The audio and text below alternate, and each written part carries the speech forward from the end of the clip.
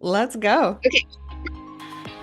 All right. Well, thanks so much, Eliah. This is amazing. I think it's going to be such a cool opportunity to see what a session like this can actually look like, because I'm sure a lot of people might be intimidated to even get started on this kind of like comprehensive health journey, being like, I don't even know what to expect, and I don't even know what recommendations might look like or anything like that. So I so appreciate your vulnerability and just putting yourself out there, to show people what this experience might be like.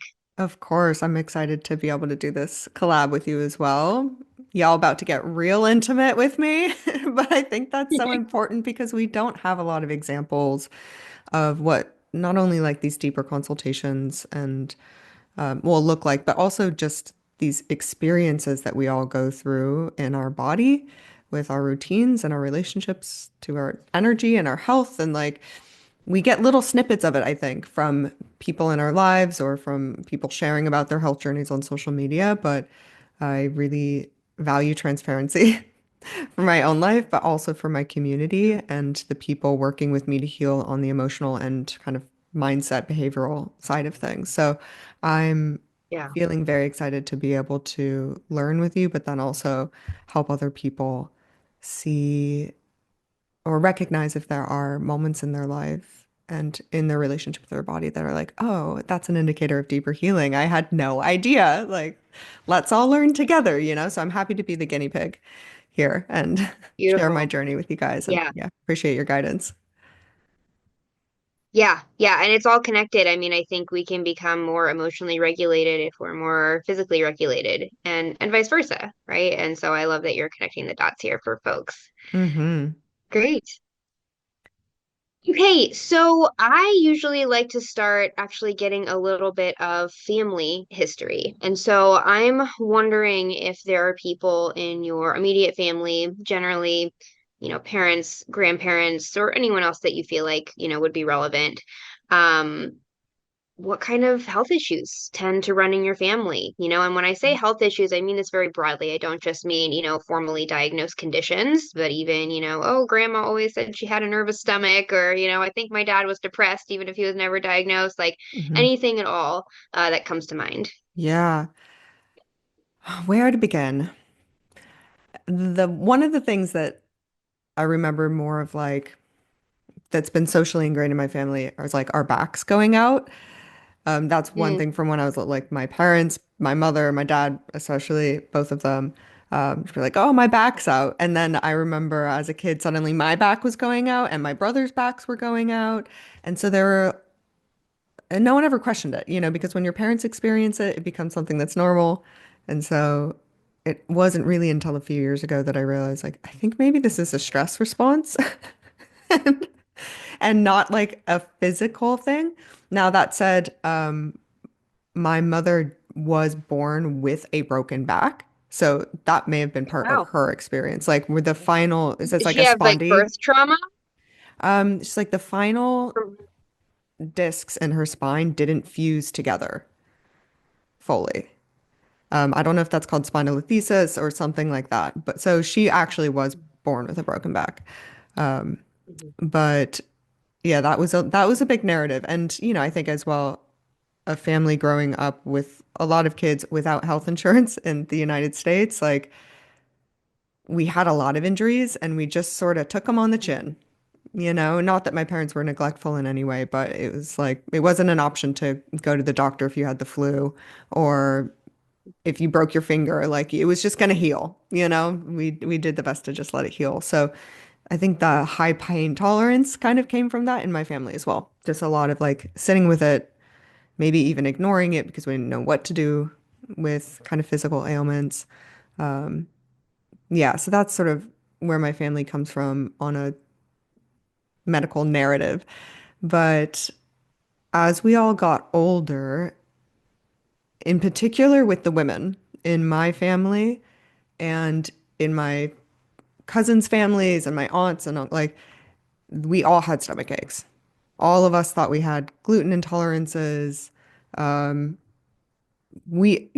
Soy intolerance, like we've all been on all of the diets, and all of the women, for the most part, were dealing with what we'd call IBS symptoms, for lack of a better term.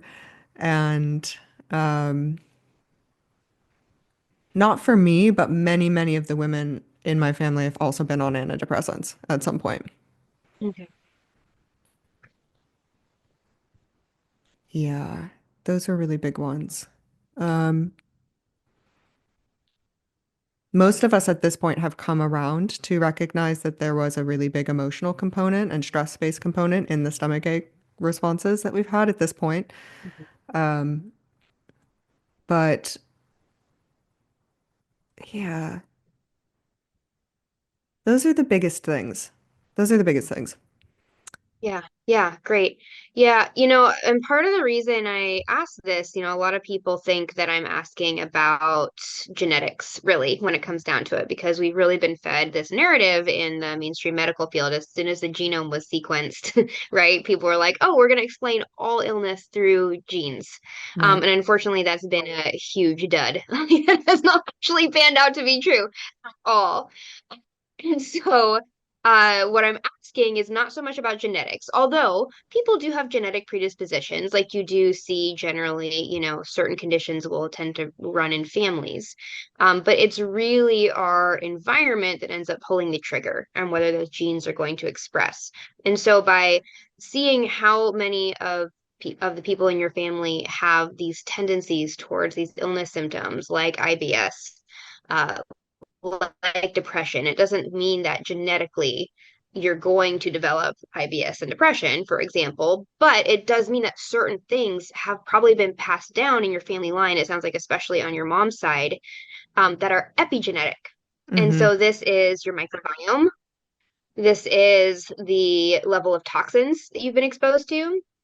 This is the level of stress and trauma that you've been exposed to, and many other things. But those are the three major categories that I tend to talk about because we do get our gut microbiome passed down through our family, right? Whether it's through the vaginal canal, through being breastfed, through being, fed, hand fed, just being held and interacting and sharing food with the people closest to you, you get your microbiome through that direct contact. Mm-hmm. Um, and same thing with toxins. We know now that we get our primarily mother, but also somewhat our father's toxic load passed down even through the placenta. Like they can section out and analyze placenta and see, how many toxins that mother has been exposed to that they're passing down to their child. And so we often inherit the toxic load if we haven't been able to detoxify intergenerationally.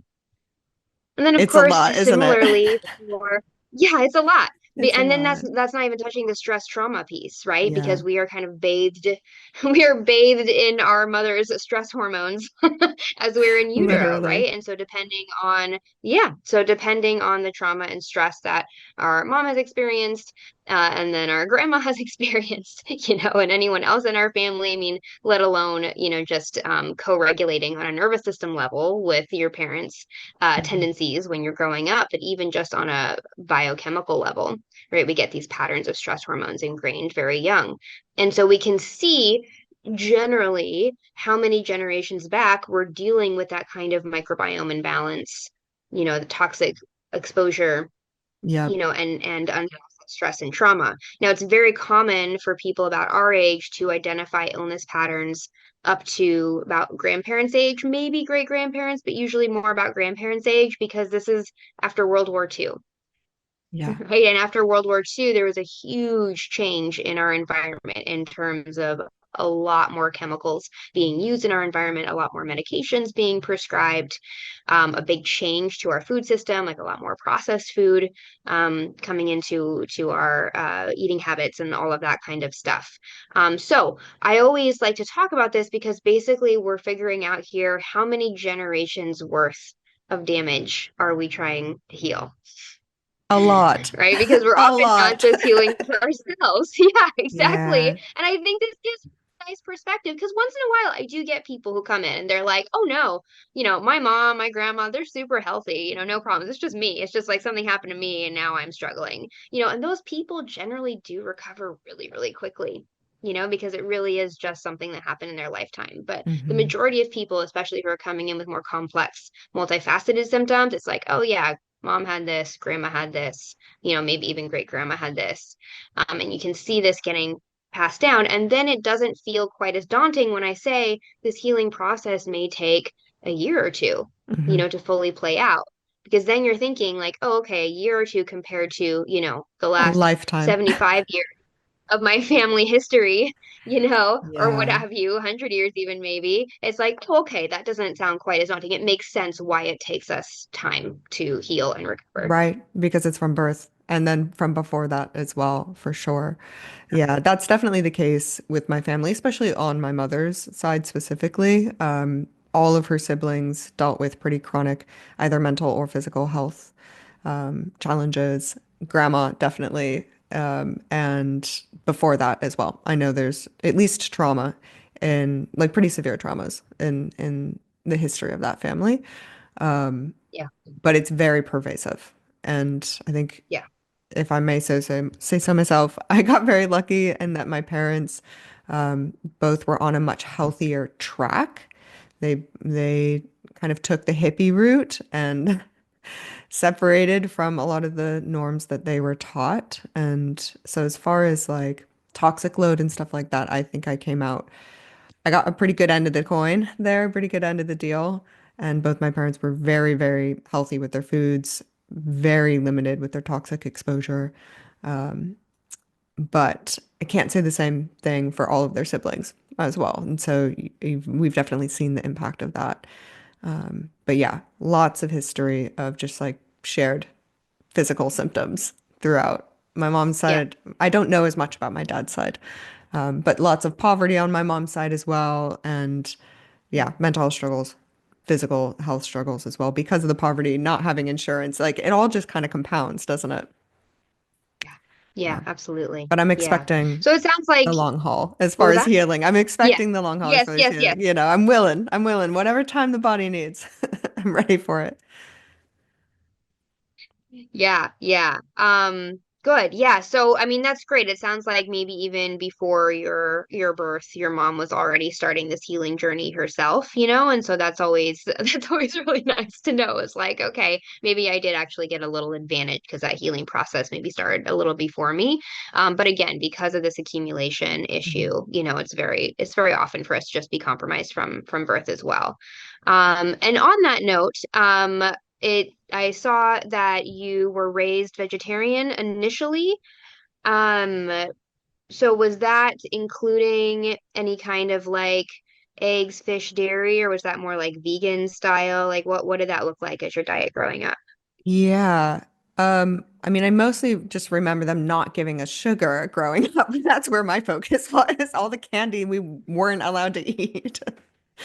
But no, we ate eggs. It was definitely we ate eggs and tofu and beans and rice and definitely not vegan. So we had cheeses. I didn't grow up on milk because I was sort of the first one in the family to be complaining about stomach aches really, really early on. So yeah, cheese was sort of the extent of my dairy exposure and ice cream when we were lucky enough to have it. But yeah, until about 7 years old, I want to say, we were vegetarian. And then as it goes, we all went and saw this like family psychic, and she told us we're all malnourished and we needed some more protein. That's how that went. So, my parents started reintroducing chicken and fish and things like that. And now everyone in the family just has they have totally different diets. I have never been able to eat pork or beef. Like I can't. It doesn't feel like food to my brain and body. It feels like if somebody says like eat this hamburger, it's as if they're saying like eat this trash bag. Like this obviously not edible thing. And my brain is just like, I don't that you can't eat that. You don't want it. Like no part of me wants it. So whatever that's worth, I did try eating pork a few years ago because I thought maybe my chemistry's changed. Let's see. And I had, I think, one or two little pork meatballs that my friend had made, and my body was just shaking for like 2 or 3 days afterwards, like tremoring. So I don't know what that means, but yeah, I'm mostly like a chicken, Okay. turkey, and fish kind of person. But to be honest, if I didn't have to eat meat, I probably wouldn't. Like if mushrooms had protein, I'd be the happiest person in the world. Yeah. Okay. Yeah. We'll circle back around to that because Okay. that's really significant. Um, And, the reason I clarified this is because there are really key nutrients that we need for our developing brain and nervous system and gut lining and joints and all this kind of stuff that primarily do come from animal foods, especially very young. And so children can definitely sometimes get away with being raised vegetarian if there's things like eggs and cheese being consumed. But we generally do see more issues if kids are raised vegan. But even vegetarian sometimes isn't enough. I mean, maybe that psychic was onto something around like your whole family is a little malnourished. And if you think about it, like we need all these amino acids to develop healthy tissues as we're growing. And so if we're trying to get those all just from, eggs and cheese, it might not be quite enough. Mm-hmm. But our digestive patterns in our body, might get pretty ingrained by that point. And so some of the harder to digest meats, such as pork and red meat, you probably didn't develop enough stomach acid to break down properly. That is Mm-hmm. one thing about meat is that it requires a really high amount of stomach acid to break down. If you grow up eating a more vegetarian diet, you probably have lower levels of stomach acid. So that's something we can definitely circle back around to. Okay. Uh, Okay. Any other? So you mentioned you started getting lactose intolerant from a young age. Any other symptoms, illnesses, health issues you had as a kid?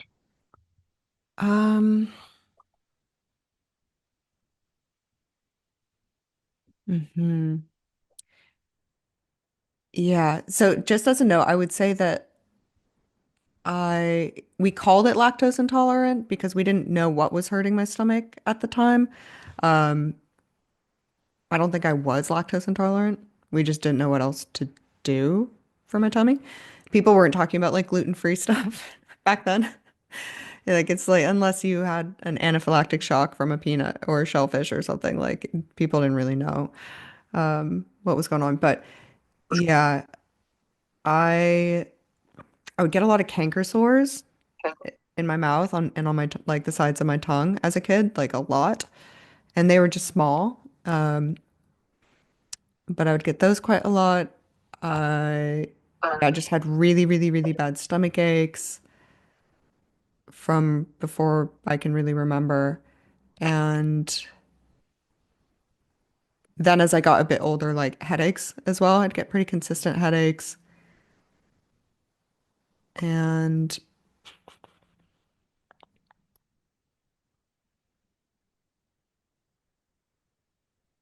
that's probably it, to be honest. Like we didn't get sick that often. We didn't get Yeah. sick that often as a family. Probably because overall we were eating organic. It was super healthy. We didn't grow up with toxic products in our household, so our immune system, as far as like germ and virus load, was probably pretty high. And when I think I maybe only took antibiotics like a couple times as a kid, and probably not until I was about 8 or 9, like the first time I got strep throat. Mostly we were healing with like Chinese medicine and stuff like that from our illnesses. So yeah, the stomach aches were probably the biggest impact, and it had a pretty severe impact on my day-to-day operating. There was a lot of anxiety in my family because my little sister was born 2 years after I was and was very, very sick for many years. And so a lot of stress and anxiety and probably a lot of depression that I couldn't even register as a kid with parents and older siblings kind of dealing with that more consciously as well. Yeah, yeah, I know you mentioned that there was your sister was very ill when you were growing up and that caused a lot of stress. What was that like for you? Is that just a lot of like fear of not knowing what was going to happen, like not getting paid enough attention to? 'Cause your sister took more of the family energy. I mean, was there a general sense of the dynamics that caused that you're aware of now that affected your nervous system? I think we all grew up very independent as children. Um, I can only imagine what my parents are going through. I think being the age that they were dealing with a sick baby now, um, I can't imagine having like a kid that's basically on the verge of dying for like 4 or 5 years and needing pretty severe like medical support. She did live for everybody, and she's amazing. But uh, that was like I was 2.5 years old. So much of that was pre-consciousness, really. I was always a pretty positive child. Be like, oh, well, she just needs a genie, like, what does she need to heal? Like, we can do it. But I think the way that I sort of dealt with seeing my parents grieving and struggling and not knowing how to process that grief myself was to just get hyper independent and like take up no space, not have any needs, take care of myself, like try to only be positive and helpful and happy. We lived in a town of like 9,000 people at the time. So it was a very, very small, very safe community. And so when we had a lot of independence, like a lot of kids did back then, it was the 90s, tiny town, like we would just call and leave a message on from the school phone, be like, "Hey, I'm going over to Susie's house after school, see you at 5."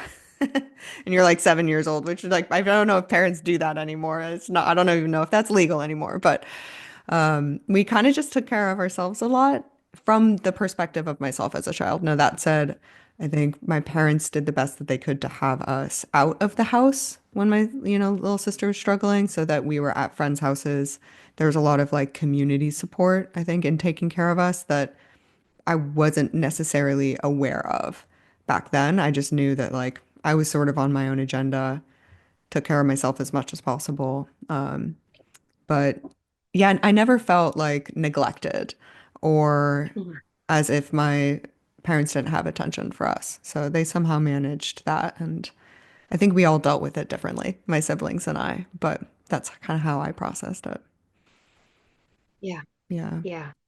Yeah, well, I mean, I think we can see, all the things that you definitely had an advantage of in your growing up. I mean, the fact that you generally, were able to have a pretty positive mood about things, that you didn't get sick very much, when you were growing up. I mean, your family clearly tried to make you feel supported and, give you the best food and low toxin environment possible. And, only having had to take antibiotics twice as a kid. I mean, that's actually fairly unusual these days. So again, I think just a testament to your parents really trying to do the right thing. At the same time, clearly, there still was a lot of stress on you with that whole situation growing up that you were trying to manage and cope with as best as you could. And, Yeah. like we talked about before, clearly some intergenerational issues, possibly being a little malnourished early on, maybe having some microbiome issues or toxic load just passed down, from your maternal line, all the stomach aches, the headaches. You probably did have a pretty high viral load. A lot of times those canker sores, or like the sores we get in our mouth and tongue, tend to be from a high viral load, so your body might have been a little, your immune system might have been a little overwhelmed with Yeah. that. So we That's can good to know. see both sides here. Yeah. Hmm. Yeah, it's funny to realize as well that like just how strong my stomach aches were a stress response. And it's funny to realize how long it took to realize that because as a kid, I would just shut all of my emotions down in my stomach. Like I'd imagine putting them in like a clear acrylic box and just like whoop and like lock them into my body so that I didn't have to process them or feel them and I could just be like happy go lucky and supportive and just like, yeah, I'm fine. I don't need anything. I'm good, you know. And once I put the pieces together, I was like, oh, yeah, and you're in severe pain every single day in your stomach, like constantly. I wonder why. Just like concentrating all of that emotional energy in that space. Yeah. So it makes sense that the body would Wow. be under more stress than I remember it being under as a kid. Exactly. Mm. Yeah. Yeah. Yeah. Okay, let's move on into adolescent years. Sometimes, as those fun hormonal changes happen, we can start to have new symptoms and health issues pop up. So sometimes people notice, worsening or improvement of certain symptoms, or new symptoms start popping up. What was that transition into puberty like for you, health-wise? Hmm. I often just remember being like quite tired. Okay. And that just reminded me of as well, I growing up in school, I think I took any opportunity to be like out of the classroom on my own that I could. And I don't know if this is relevant or not, but um, any opportunity I had to go into like quieter spaces, even though I was a very gregarious and kind of outgoing child, like I would skip recess if I could just hang out by myself in like the science lab, or I would skip more active classes if I could literally just shelve books in the library as like a library assistant when I was like 7 years old, 8 years old, you know. So I think my energy capacity was a lot lower than I realized it was. It certainly was a lot lower than public schools require kids to have. Any opportunity I had to just be alone and kind of relax, I would do. And so definitely as a teenager, I would just get so tired throughout the day.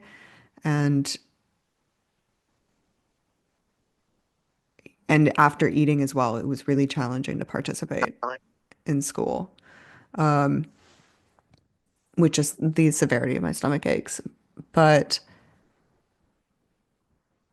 I never had any like intense kind of PMS symptoms or anything like that. So as far as like menstrual symptoms and hormonal changes, I've always been really even keel. But again, that could have just been years from years of like emotionally managing myself. But yeah, I've never had any sort of like emotional fluctuations that I've been aware of throughout the month, and had pretty like regular hormonal experiences and menstrual cycles from when I was like 13 on, if I Great, remember great, correctly. excellent. Yeah, that is a common thing that people happen, especially when they have a very high toxic load early on, is that menstruation is pretty brutal, like right from the beginning. So again, that's actually a really good sign of probably the lower toxin environment that you were raised in, Mm, that was a little more smooth sailing for you. hmm But yeah, I think that's a really insightful thought that like, oh, maybe me wanting to be alone a lot was just because I didn't have the energy for all the activities and interaction that was being expected. And if that fatigue was a little exacerbated in adolescence, even, I mean, that makes sense because our body requires a huge amount of nutrients and energy in order to go through those adolescent changes in the body. I mean, you're basically like, Yeah. doubling your size and functioning, if not more. So and fatigue is often, comes down to a nutrient issue very often, right? Of just like your body does not have the nutrients necessary to like make that energy cycle happen in the cell. So hmm that makes a lot of sense. Okay, anything else? Any other illnesses, events, symptoms during adolescence that you want to mention? Mm.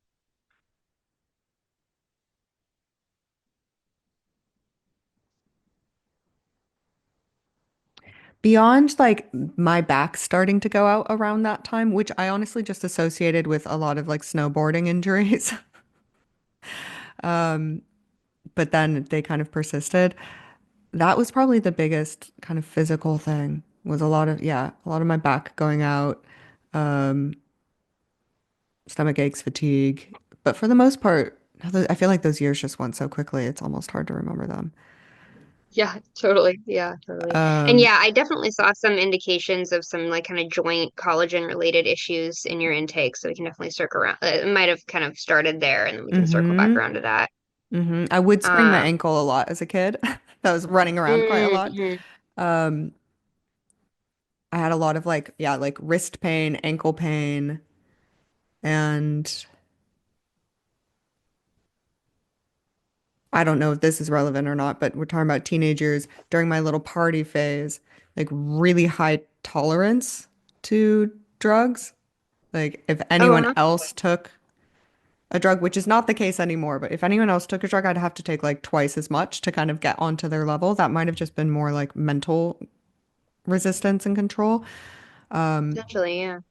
But the exact opposite is true nowadays. We're like, even like doctors prescribing drugs and stuff like that, like the tiniest amount in my system's pretty Yeah. activated by it. Well, yeah, and I think it's interesting because you're just talking about, oh, actually your liver probably was pretty good at this phase if you weren't having a lot of hormonal issues, right? 'Cause our hormones are detoxed through the liver, so that's an indication of that. High tolerance for substances also usually means the liver is pretty clear. But it seems like that's shifted somewhere along your health history because we see a lot of signs with that in your current symptom list. So yeah, we'll definitely get back to that too. Hmm. Um, Okay, so let's get into like young adulthood and just kind of like working up towards the present. Do you just want to share briefly about, leaving home, going to college, health issues that, started and maybe grew through your young adult years and into the present? Hmm. Um, I would say number one is just my stomach aches throughout that season of my life, especially since um, I had more autonomy. I moved out of my house when I was 16 and then up to Eugene for uni when I was 17. And that was like right around the time when like gluten-free started to become a thing. And I was like, oh, is that what's hurting my stomach? Because we'd always been looking. We'd always been trying to figure out what was wrong with it, me and my family, and never really could. And so around 17 years old is when I started kind of going on more of the elimination diets as they'd come up, since I was fully in control of my food and stuff. And do you want to know about nutritional kind of stuff that I did at this time or just the symptoms I had? No, no, yeah, please let me know like things that you tried because it's always good for me to know like what didn't help. Yeah. So then I don't try to, recommend that. Yeah, fair. Um, so around 17, I started going gluten free and I experienced some relief. I was like, okay, I feel a little bit better, a little less bloated, a little bit less pain in my stomach. My stomach aches always felt like I'd get really, really bloated. Clothes were super uncomfortable, but then it felt like I was digesting like gravel and glass. Like it was very sharp, very long, kind of long searing pains, but then that would last for like 8 hours. I also felt like I got like the wind knocked out of me a lot of the day. Like I couldn't quite breathe. And there was just this like sinking, dull ache in my stomach and in my gut in general. Mhm. So that was like an everyday experience. So when I cut gluten out, that helped a little bit, but not fully. And then paleo came on the scene. So I cut soy out and I realized at that time, like soy was a really big activator for my stomach pain. And so I experienced some relief from the paleo diet, cutting sugars out, grains, that sort of fun stuff. And yet, still had stomach aches. My cheeks would get so bright red anytime I drank anything. Like I had the full Asian glow, as they call it. And it would just turn into this huge red, like block across my face. And sometimes if it got really bad, like sort of like splotchiness around my neck around that time. And I tried FODMAP diet, so cutting out onions and garlic and all of these other things. But then even the things that they say you can eat on FODMAP would still give me stomach aches. So this sort of just went on until my mid 20s when at that point I'm like, I don't think it's the food I'm eating. Like I'm eating like literally eggs and lettuce and turkey and cheese, and that's it. And even cheese I cut out for like 4 or 5 years, for quite a long time, like all dairy. So at that point, like I was eating very, very minimal chicken, eggs, lettuce, veg. That's pretty much it. Really struggled to lose weight at that time, like especially based on what I was eating. Like I way before anyone was talking about metabolism or blood sugar regulation or like I was just like I don't feel like I have a metabolism. Whatever this mysterious thing is, I don't think I have it. Like food goes in, my body just expands in all directions. And it's really challenging to lose weight even when I'm working out and like trying to move my body and even when I'm eating really, really healthily. And I would just get so tired after I'd eat. I would get just instantly exhausted, like within a few minutes, instantly exhausted. So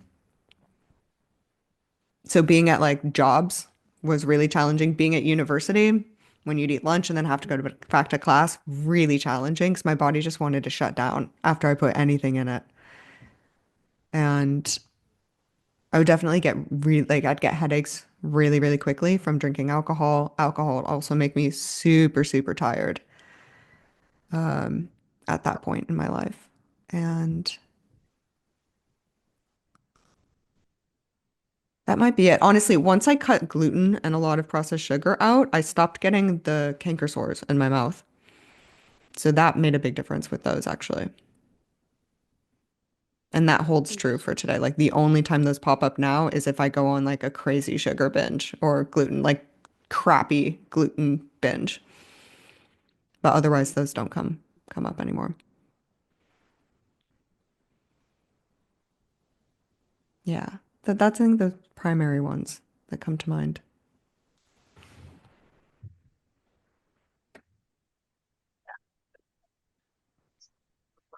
Okay.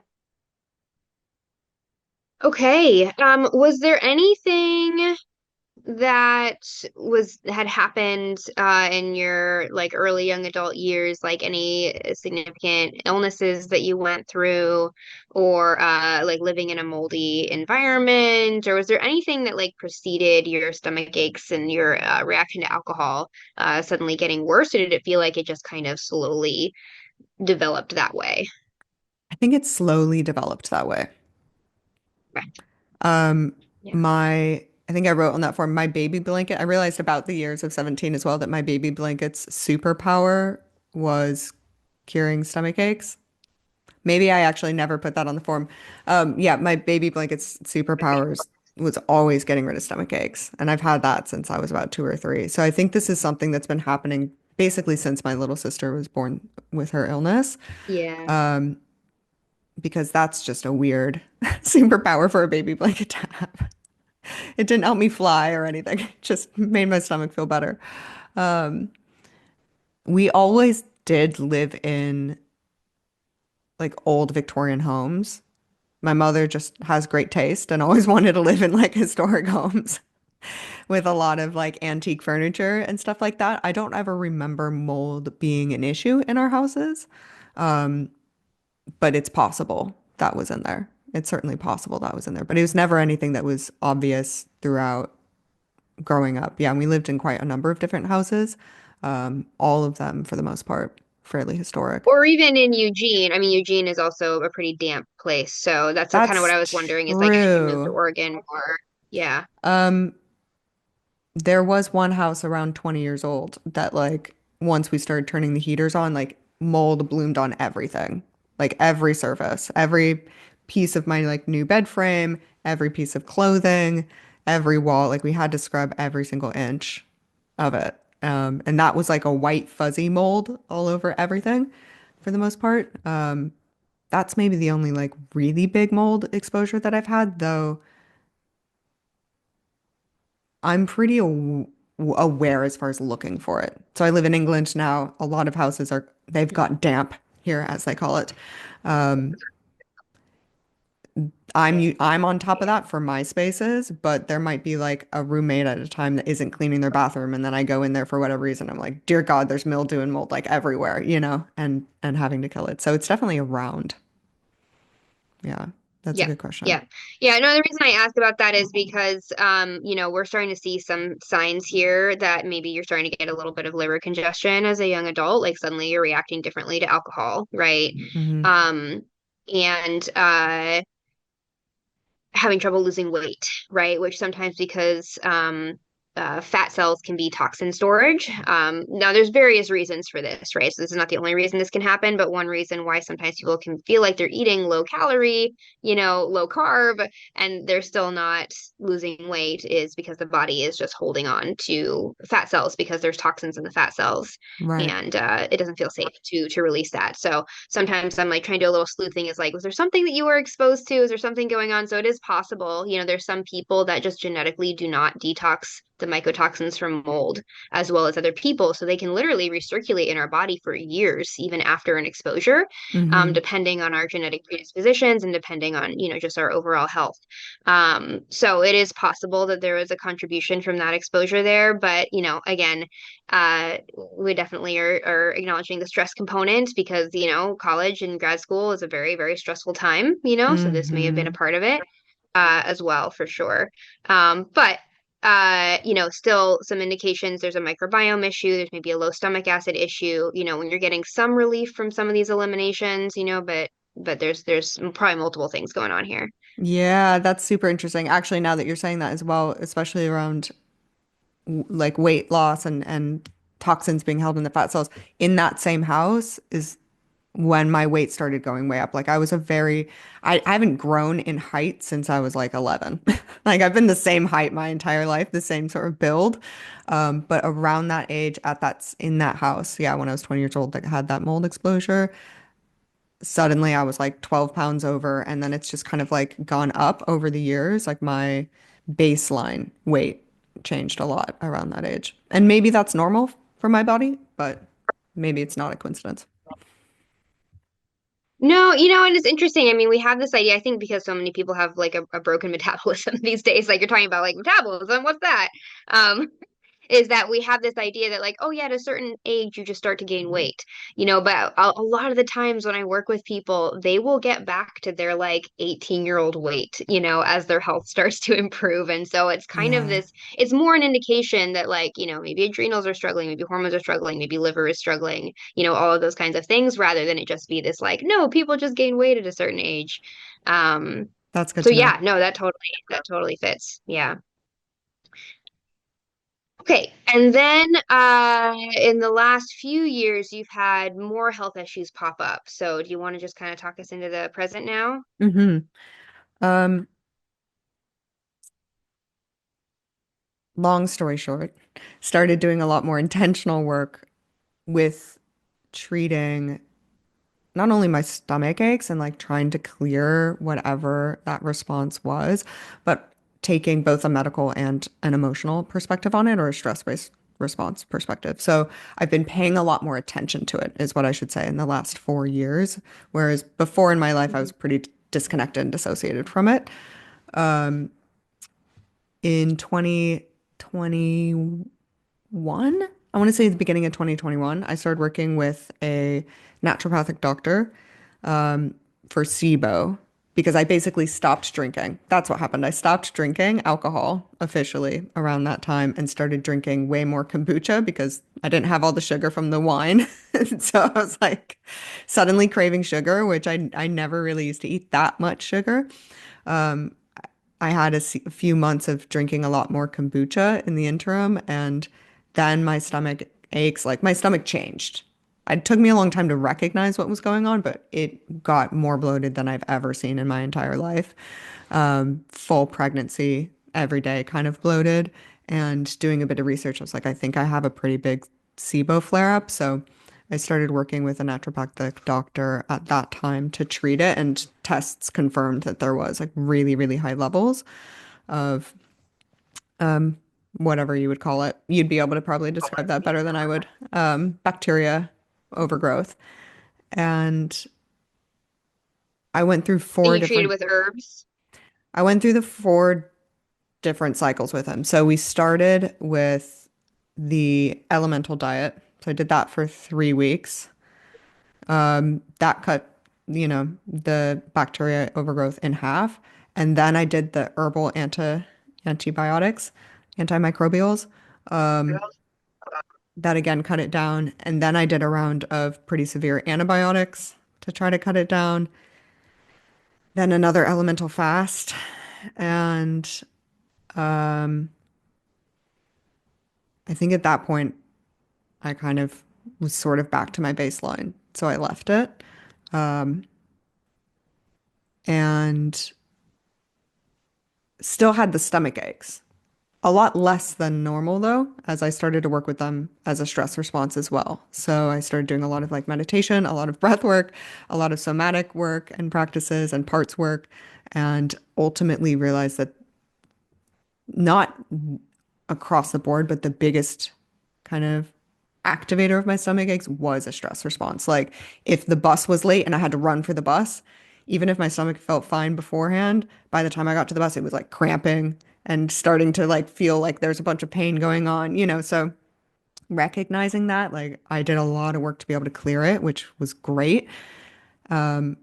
It's still not 100%. It still gets like dull aches and has a lot of sort of inconsistency and I don't feel like I get energy from my food. I definitely feel like my food takes energy away still, but the severity has gone down probably 95%, clearing those stress responses.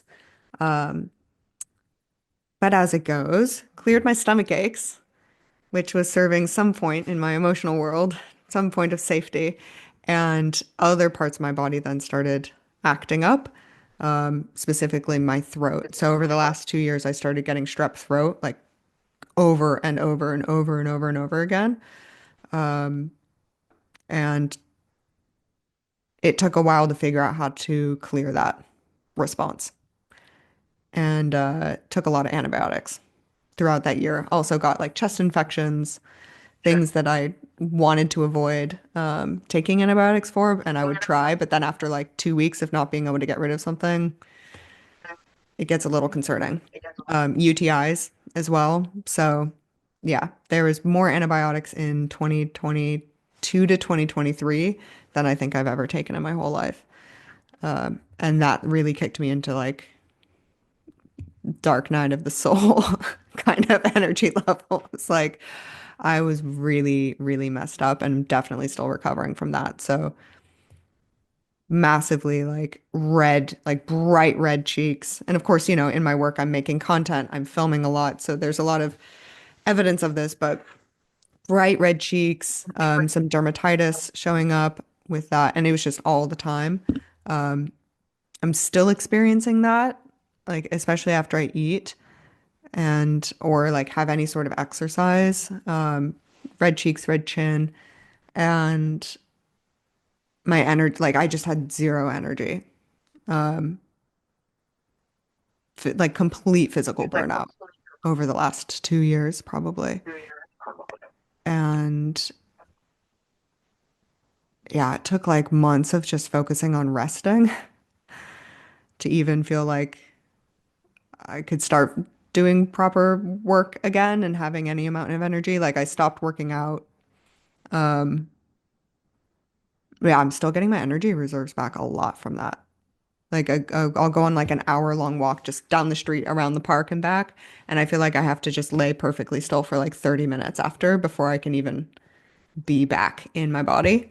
So yeah, I'm looking forward to movement again, but that antibiotic use just blasted my soul apart and just completely destroyed my body. Yeah. Yeah, and this is such a common story I hear. I mean, just over and over again of just like, and honestly, it probably unfortunately started with all the treatment you did for the SIBO. I mean, that was a pretty intense protocol that you did for that. And it might have certainly cleared the surface issue, but unfortunately, when we do these kinds of protocols without addressing deeper foundations, sometimes it actually weakens our immune system overall. Yeah. And so that, I mean, I totally hear what you're saying too about, some of the energy of your emotions maybe shifting to other body parts as you're like really working on clearing the anxious energy in your gut. So that I'm sure certainly relates to this too, but also just on a physiological level, like your immune system actually unfortunately was probably weakened by like that intensive protocol. And so now it's like you were always exposed to strep or E. coli or all these things that cause these infections, but now your immune system is actually less able to deal with those, and so these bacteria are very opportunistic, right? Where it's like they're not necessarily just going to like immediately kill you, right? They're not like straight up pathogenic, but they're opportunistic, and like if they can take over, they will, unless they are kept in check by our good bacteria, right? And so we want that really good balance in our gut microbiome so that when we encounter these bacteria in our daily life, which we do inevitably, our immune system is able to like really keep them in check. Yeah. Um, and Yeah. So, and then I think, antibiotics, I mean, so it's like I mean, this is like a bomb going off in your gut, right? It does, keep a acute infection in check, which is important. I mean, like you're saying, you do get to a point and it's like, okay, this is getting a little scary. Like I need to really take care of this. So, sometimes we do have to use antibiotics, but unfortunately, we're not told how to recover from the antibiotics in a way that makes us less likely to have to use them again in the future. And so we end up kind of in this cycle of just having to take them again and again. That's actually a similar thing that happened during my health crash too, is that I was just getting infection after infection, giving antibiotics after antibiotics, and it just got worse and worse and Yeah. worse until I had my health. I mean, they And they prescribe them do it. like candy in the ER. Oh my gosh. Just take Yeah. this. Just take this. Take Don't it. worry about Yeah. it. Yeah. They don't tell you that it Yep. disrupts your birth control. They don't tell you how to heal from it. Like yeah, it's given out way too Depletes our liberally. Yeah. vitamins. Yeah, which is a lot of times why people really struggle with fatigue afterwards, is you're just not metabolizing your vitamins the same way. Right. And our gut is connected to our skin, and so people will start getting more skin issues like your dermatitis. We have a microbiome in our skin as well as our gut, and they talk to each other. So you get disruption in one, you're going to get disruption in the other. It's all connected. hmm Yeah. So, So so that just sorry you reminded went me of a through couple that. things. And That's also, okay. yeah. It happens, it happens. Um, Coming out on the other end stronger. But yeah, during that time, well, actually, I just remembered two things. One, during that time, I also like lost so much of my hair. I, I, Mm, and that is still regrowing, which is ultimately why I cut it off last August because my hair just felt like a sick dog compared to what it looked like before this season of antibiotics. It used to be so huge and so puffy. And there was just like nothing left of it. So that is also still coming back, hopefully. No, it is. It is. She's come back. She's come back. But that also reminded me that, yeah, during grad school, I forgot. So 2015, 5 years before this, I got sick a lot in grad school. That's maybe the only time in my life where I got really, really consistently sick with like the flu. And I think that's probably just from the stress, but also being in a university setting, in a residential treatment center setting, in a middle school setting, in an elementary school setting, in a clinic, and in classes with everyone. So I was just exposed to a lot of people. And admittedly, living off of like boxed white wine and guacamole and chips as one does in when studying mental health. This is what we do, you know? It's like doctors eating Oreos for breakfast. You're like, oh, this is great. Foundation, everybody. So yeah, actually after that, like I never had to use Neosporin or anything like that on my cuts and nicks on my body, but after that it was probably like 5+ years of having to put Neosporin on even the tiniest little cut because it would just everything would get infected. I don't know, I blocked that season of my life out, but it's come back to me. Yeah. So yeah. we got some foundations to rebuild over here. Yeah. Yeah, yeah. And we're starting to see where some of this liver congestion is coming from. And this, it's just like it's so normalized in young adult culture to just, be social drinkers, right? Which, like, really, by all definitions, is a problem drinker when you really look at the habits, right? Yeah. But I mean, this is another thing that really commonly happens during this period of life for people, is like, oh, my health was okay. And then I like go through my young adult years and you're not sleeping enough, you're not eating well, you're drinking excessively, you're under a lot of stress, and your immune system gets so compromised. hmm Um, yeah, yeah, Yeah. Cutting out alcohol. Best decision of my life. I hear you, girl. Yep, same, Anyone needs same, a same. sign. This is your sign. Yeah, Let it yeah. go. This is real different Let it now. go. Um, yeah, one thing I will probably never do again. Yeah. So, anything else? I think we're about up to the present. But anything else that we've missed, symptoms you're experiencing, things that you're just recalling, before we move into recommendations? Um, let's see. I'm just looking at some of the notes that I made before we got Yep. on here. Okay, so a few sort of random symptoms that I would experience, like definitely a history with constipation and or Okay. sort of fluctuating like state of bowel and itchiness too. Like my skin would just be itchy. So definitely potentially some like histamine, something going on there. Hmm. Hmm. Um, and if it's relevant, I also started birth control, I think, when I was like 14. And so was on some sort of hormonal birth control like most of my life. Right. Yep. Not anymore. I went off of that last year. Um, but yeah, for mo with the exception of maybe 2 or 3 years in my early 20s, like I was on birth control most of the time. Yeah. What I'm experiencing now, a lot of it's still just like, yeah, low energy days where like I feel like I can't even focus my eyes, like a lot of brain fog and fatigue, pretty poor sleep quality. I just feel like I wake up and I toss and I turn all night long. And then if I am sleeping, I wake up from such intensive dreams where I was like, can I just have unconsciousness for a while? Like my days, I feel like I'm putting out so much energy during the day, trying to keep things going and building businesses and doing stuff. But then I go to sleep, and if I only know I'm sleeping if I'm dreaming, and my dreams are just, what I'm just doing all these things all the time. And my dreams are so active. But yeah, I move around a lot in my sleep.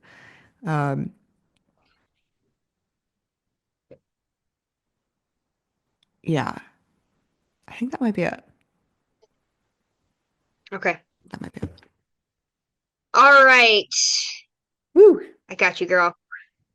How's Let's do that? How it. you doing? Good. You've taken me back. Like all these memories Yeah. flooding forward. I know.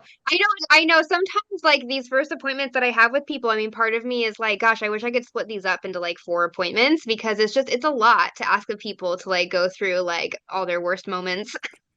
I know. Like I gotta know to make my recommendation, but it's a lot to go through. So, Yeah. when I do, especially people have had a lot of medical trauma and stuff like that, sometimes I will split the appointment up into two sessions, or like we take water breaks, breathing breaks, like whatever people need to do. So if that feels intimidating, for anyone listening, like, yeah, it is. And it's okay. We do our best and we work with it.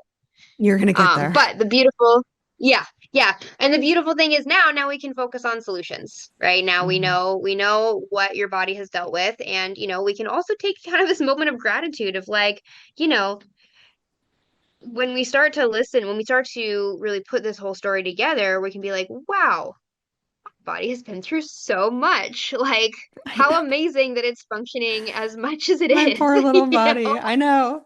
And Yeah. it hasn't even been through as much as like many people out there have experienced as well, which is part of the reason why I wanted to have this conversation with you. Because I'm like, I'm not the extreme case that's definitely in the hospital, definitely going to extremes to look for mentorship and support. Like, I so many of these symptoms I've just had my entire life, and I'm only now at the beginning of really starting to understand that those aren't necessary, and that maybe there's another version of life on the other side of this where I do sleep well and I do feel like I have physical energy throughout the day and I can eat food and gain energy and feel better after it. Like there's all of these.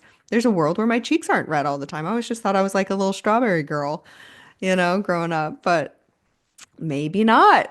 Maybe not. Yeah, maybe there's a world where I feel like I have the energy to actually move my body and build strength and not be constantly fighting with weight that just seems to go on if I like look at something that is delicious.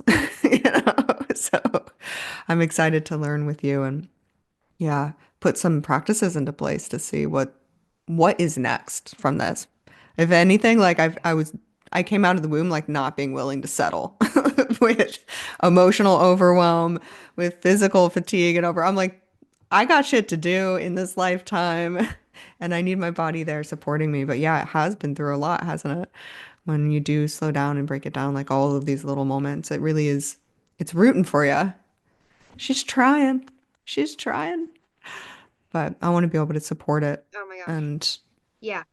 really step into like whatever it takes. Like this is a little bit of a side note, but I, as someone that doesn't do drugs, doesn't drink, lives really like pretty healthy lifestyle, there's the only little like quote unquote vices that I have to play with are like caffeine and sugar. That's it. And I've noticed over the last 2 weeks in preparation for this call that I had to have like a rebellious phase, or I chose to have a little like food rebellion phase where it's like, I'm going to drink the coffees, I'm going to eat the cookies, I'm going to do this, you know, and every single day that I've done that, I've felt way worse than if I didn't, for sure. Um, but sometimes we just got to recognize how crappy it feels to, put things that our body does not want inside of it. Um, I also had a dream that you were in. You came to me in my dreams, and the story of the dream, maybe I'll tell it at another point once you finish your thing. But the moral of the dream was like, you cannot wait until you feel safe to like get yourself out of the stress and like the torrents in your world. Like you were like, no, you have to exit like up here when you have to jump down to the ground. Like you have to do it before you're ready, basically. And I've been thinking a lot about that when it comes to these using food as vices rather than as fuel. Because yeah, in my dream, you're like, come on, don't wait until you're way down there, like getting pummeled by this by the energy in the earth and the choices that you're making. Like you got to jump off a little bit before you're ready, before like the stress of it builds. And I've definitely had that relationship sometimes with food where I know my body doesn't want it, I know it doesn't feel good, but it's like such an easy escape when all of the other things in the life are being tended to and there's so many boundaries around them and for good reason. But yeah, I'm gearing up to take that little leap and break that habit. Break that habit with food. Yeah. Wow, that's super powerful, Eliah. And I often talk to people about starting this kind of a journey as a practice of surrender. Because yeah, when our body is calling us to make big changes, we're never like fully ready. There's always Mm-hmm. that little part of us that, or maybe a big part of us that resists or wants to self-sabotage, or is scared. Like what does this mean for who I am? A lot of people who come to work with me really have this like identity crisis of like, but wait, I'm the person that like goes out to eat with friends and has a drink and like does this and does that and like who am I now without those things? And so that's a very Mm-hmm. real conversation to have, and it's not something to gloss over because then you're not going to be successful if you don't change the way you see yourself, and if you don't change Yeah. the way um you identify as like this is who I am, this is what my personality is like, you're not going to be able to stick to it long term Mm-hmm. and you're not going to be able to get all the benefits. So Mm-hmm. yeah, I love that. Love that you There brought that is up. like a big invitation, I think, in this work and at this point in my life personally to like take this intentional connection to my body and to the way that I want to feel in it to another level. But yeah, it can be hard because I know that like I was off coffee for 5 years and I felt great. It was definitely giving me some like heart arrhythmias, but I grew up drinking a lot of coffee. But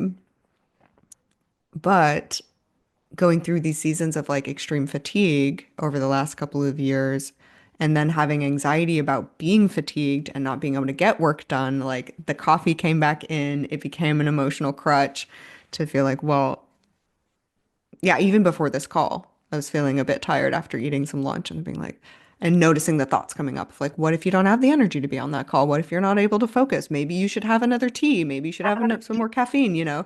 And it's so closely like linked. There's so much fear that's kind of come up over the years of having this physical fatigue and the weight of it that are like barely perceivable even at this point. I'm just starting to notice them, like thoughts of like, are you sure you want to go on a walk today? You might be too tired by the time you get back to do the other things that you need to do, like this doubt and kind of protective mechanism in there. So, yeah, big invitation to slow down and to change the relationship with those things and also deepen my kind of emotional integrity practice and be like, you don't need sugar to have fun. Just eat an apple. I don't know. Do some breath work, Eliah. Come on. You've got the tools. Yes, yes. Yes, and yeah, and that's exactly it. It's not that we're not going to be able to pamper ourselves or enjoy ourselves, or have fun, but it's finding other ways to do that that are actually truly nourishing for what our body is asking through our symptoms. And every symptom you shared today, that's an ask of your body, right? That's Mhm. your body saying, "Hey, I'm not being supported enough in this area." Mhm. And so we can either listen to that and like surrender to the changes that requires, or we can resistant. And generally, then new symptoms and new issues will pop up down the road as the body is trying to find new ways to say, hey, still not working. Yeah. So, um, yeah, no, I think there's so much that we can do. Probably the main areas that I really want to focus on with you is obviously microbiome, right? With all those antibiotics. I mean, you've had the digestive issues your whole life, so we know there's a microbiome issue probably from the beginning. But then, of course, you having to go through all these rounds of antibiotics, we definitely need a reset there. And like I mentioned in the beginning, I think we're dealing with a primary thing we're dealing with is weak digestion, probably from the time you were very little. Like I'm seeing big like lack of digestive oomph. Right? Which is basically Mhm. like stomach acid production, bile production, enzyme production, like all the things that actually break down our food properly. Yes. And very often it's like our food list just kind of gets like smaller and smaller in terms of like, well, that makes me bloated, that makes me, get a stomach ache, that causes me pain. Like, well, so your story was very much indicative of that, of just like your digestion doesn't have the oomph to break these foods down. And that means we're going to be lower in our nutrient levels as well, because not only are we paring our diet down, but also we are not even absorbing the nutrients that we're eating, right? Because we have to break that food down into its little parts so then we can absorb it through our gut lining. And so you have, I mean, probably from the time you were young, but certainly you have a lot of signs of nutrient deficiencies. Mhm. You have some signs that your thyroid might be a little low, and a lot of times that's just a nutrient issues. Probably not clinically, like hypothyroid, but just some little signs of like maybe not functioning as well as properly as it could be properly. Um, you mentioned that you've tested anemic before. Um, and a lot of the like joint pain, stomach pain, this kind of stuff shows a lack of collagen synthesis, right? Which also needs nutrients. I need Um, my collagen. I don't want to be a yeah, wrinkly yeah, old lady. No, I actually do want to be a totally. wrinkly old lady, but I don't want to be one with knee pain that's like hobbling down the sidewalk. I want to be one that can do like pull-ups and a lot of Exactly. Pilates. That does You're also remind me dealing as with well oh, go ahead. Yeah. that upper abdomen pain, I think that was asked on the list. Hmm. I have had that since I was like maybe a teenager as well, where like an inch or two below my sternum where my ribs come together, it feels like just Yeah. like a hard knot to the point of like in yoga classes, if we do any sort of like stomach activities or exercises, like it just makes me feel like I'm going to throw up, like putting pressure on that point, and that's like it's still a daily thing. Um, you were talking That's about your weak, gallbladder. yeah, digestion. Yeah. She's in a Yeah. knot, That's your gallbladder. my little Yeah. gallbladder. Totally. And you know what's funny is people always think that they're supposed to eat less fat if that's the case. But actually, it's fat that tones and clears the gallbladder. Like our gallbladder is an entire organ literally designed to help us digest fat. Like that's how important fat is for Yeah. human functioning, is that we have a whole organ dedicated to helping us out with it. And so a lot of times we grew up on low fat diets, right? The kind of 80s and 90s was like the low fat era, and a lot of us have really lazy, inflamed gallbladders because it hasn't actually practiced digesting fat enough in our life. And so, yeah, I think that's what that is for sure. And that does explain a little of your aversion to some of the higher fat foods as well. Hmm. Is that something then that would be treated, and maybe you're about to get to this, by like increasing the quality of fat that it's giving? Is that how, if you have like a lazy or inflamed gallbladder, is it a matter of like not eating the cheap cheese and going after like the nice avocados and olive oils and animal fats and stuff like that?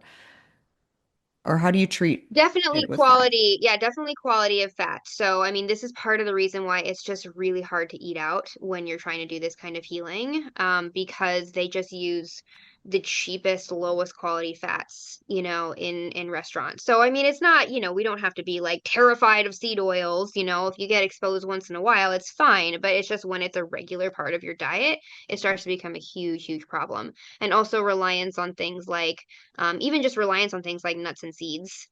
For your fat sources. I mean, there's nothing wrong with eating nuts and seeds, but if that's your main source of fat, which for a lot of people who are more plant-based, like it is, that starts to get this fatty acid imbalance as well. So yeah, there's a lot of things that we can do to support the gallbladder. But I think just like digestive support in general. And so I think like I want to get to the roots of like the nutrients that your body needs to make stomach acid, right? And to Hmm. actually rebalance the bacteria that's going to like help modulate your enzymic activity in your gut. I mean, so that's all a bigger picture, but in the short time, I think taking a digestive supplement like HCl, ox bile, some digestive enzymes, like a broad spectrum digestive support might be really excellent for you, Okay. just to help you make the dietary changes that you need to. And then we'll zoom out and look at the big picture because here's the thing. We need zinc, sodium, and B1 to make our stomach acid and our enzymes. And what's so ironic about this is that a lot of times when people have digestive issues, they eat less foods that naturally have zinc in them and B1 in them, and they don't salt their food very much. Like they try to eat like blander food. And so it's like this feedback loop that people get stuck in where they're not eating the nutrients they need to like promote their digestion, and then it just gets worse and worse. And what's so ironic is that zinc is highest in things like red meat and liver and, oysters, some of these like very rich animal foods. And those are usually the foods that people with a zinc deficiency have a major distaste for. So again, you get kind of stuck in this loop. And so we can supplement those things in the short term, and a lot of times that helps people like get more stomach acid, and actually your cravings may start to change over time if we're able to like replenish and target some of these nutrients. Yeah, that'll be interesting to see. I barely salted my food for quite a number of years. I just stopped wanting it, and then I was just thirsty all the time, and I figured maybe I need a little more salt in my body. But yeah, I Well, I do. think It's you're interesting. chronically dehydrated too. I mean, some of your Yeah. fatigue, your heart palpitations, you're feeling like, gosh, I drink water all day and I don't really ever feel hydrated. Like, I think you need more electrolytes, Hmm. and it's just, even though we technically should be getting enough of our minerals from our food, we are eating food grown in mineral depleted soils these days. We also used to get a lot of our minerals from the water we were drinking, right? Like the natural spring water we were drinking. Now we're drinking like the city tap water. And even if you filter it, that's not replenishing the The minerals in minerals, it, right? It's yeah. just like flat water. And so a lot of it, and stress, EMF exposure, all sorts of stuff depletes our minerals. So again, it's not like we have to be like, super neurotic and freaked out about all this stuff, but it's usually helpful for people to supplement some minerals and they feel a lot better. So I think an electrolyte, like a high quality electrolyte drink, unfortunately, most of your like Gatorades and, similar sports drinks that are electrolyte drinks, they're full of sugar and flavorings and colorings. So we want to get you a really high quality electrolyte Hmm. um, support. Is adding minerals to your water considered an electrolyte, or is that a different thing? No, yeah. So thank you for clarifying that, 'cause people do get confused about that. Electrolytes are minerals. Electrolytes are your four major macro minerals. So it's sodium, magnesium, potassium, and calcium. And it's amazing how many things like fatigue, headaches, anxiety, constipation, heart palpitations, like things that probably a lot of people watching this just like struggle with on a daily basis, like Yeah. can be completely resolved just by getting more of those electrolytes in. Okay. Yeah, that's good to know. Um, because I also, yeah, I filter all my water through a Berkey, which takes Yeah. out all the minerals, doesn't it? Yeah, but we're kind of in the situation where it's like, yeah, but we don't want the heavy metals and the pesticides and the, Yeah. all whatever plastic residue that's in our water either. So I mean, we have to, right? We do have to filter our water, but then we just have to be mindful, like Putting it now back we need to in. put the minerals back Right. in. Like we need to do the soil. So yeah, that makes sense. Yeah, That exactly. makes sense. Yeah. Okay. Beautiful. Um, and then I think you need B vitamins like crazy. Like this is a big thing I think that you're dealing with.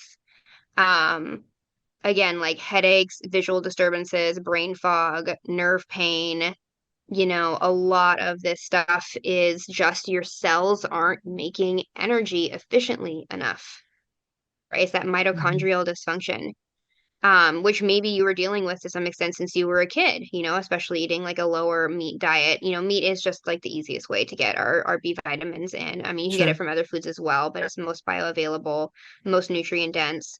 But even with that, even people who have eaten, a decent amount of meat in their life, birth control, antibiotics, alcohol, caffeine, all of these deplete B vitamins. I had the whole shaboodle. Yeah. So you could even be Yep. technically on paper getting enough in your diet, but you're still actually functionally deficient because Right. you've had all these other stressors going on. Yeah. Are these just B vitamins in general across the board, or are there specific ones? Yeah, yeah. So there are just a lot of different B vitamins. And, the thing is, some people do well just doing a B complex, just kind of your standard B complex. But generally, because there's, like 10 different B vitamins, to get all of them into the one or two capsules that is like the serving size, you're not really getting therapeutic amounts, right? You're getting kind of Hmm. a low dose. And for some people, that's enough. But I actually do like to target a couple of the B vitamins that I think you need the most in much higher, what would be more therapeutic doses. And so for you, what I'm really thinking of starting with is B1, which will really help with some of the nerve pain and potentially like fatigue, the B2, which I think could really help with headaches and like kind of vision issues and brain fog, and then B6 for nerve pain and kind of nerve sensations that you're dealing with. So I think those three, B1, B2, and B6, are going to be the most important for you. And we can do those then at higher doses to get more of a therapeutic amount. And then we can kind of see, I mean, that's the fun thing with supplements is that if you get on just kind of a very baseline protocol, you will notice some symptoms start to resolve. And then the ones that we haven't hit yet, like then they're going to be more apparent of like, oh, wait, I'm still dealing with this lingering symptom. And then we Right. can shift the protocol depending on what your body's telling us now. Cool. But I think those three would be really good to start with. And is that something that you would recommend starting with all at once or doing like a month on B1 and seeing how you feel so that you can kind of tell what's what?